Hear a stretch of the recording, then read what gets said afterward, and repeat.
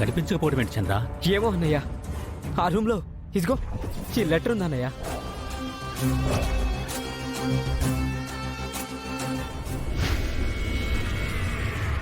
ఇప్పుడేం చేద్దాం చైతన్య? ఈ పెళ్లిని ఆపేద్దామమ్మా. పెళ్ళాపడమేంట్రా? ఆపకుండా ఏం చేస్తామమ్మా? ఇంకొకరి భార్యని నా భార్యను చేసుకోమంటావా? కలిసున్న బంధాన్ని విడదీసి నాతో బంధం కలుపుకోమంటావా అమ్మా?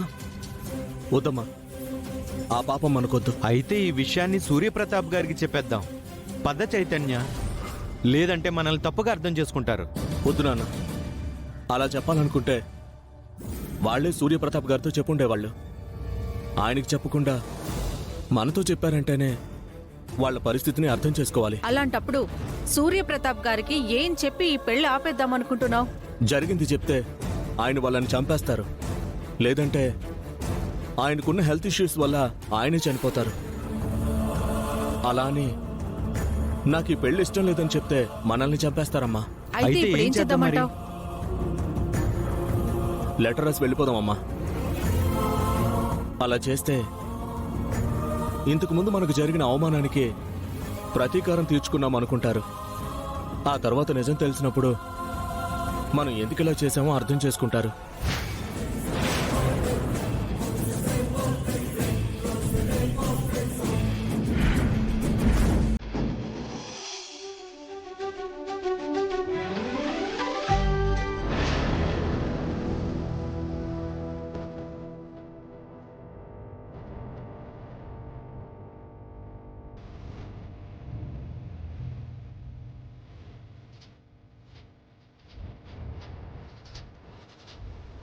చైతన్య, నా బాధని అర్థం చేసుకుని ఇక్కడి నుంచి వెళ్ళిపోయావు.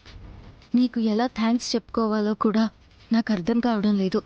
నువ్వు వదిలి వెళ్ళిపోయింది నన్ను కాదు, నా జీవితాన్ని నాకు వదిలి వెళ్ళిపోయావు. నా రాజుని నాకిచ్చి వెళ్ళిపోయావు. నా బంటికి అమ్మనిచ్చి వెళ్ళిపోయావు. Thank you so much. తాతయ్య,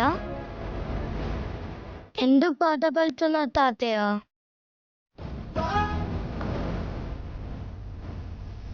జరిగేదంటే మన మంచిగా అంటుంటారు కదా తాతయ్య.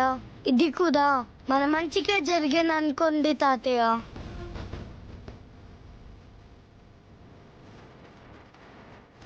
ఒకే ముహూర్తంలో 2 పెళ్ళిళ్ళు చేయాలనుకున్నాను, కానీ ఒక్కటి కూడా చేయలేక ఫెయిల్ అయ్యాను బంటి.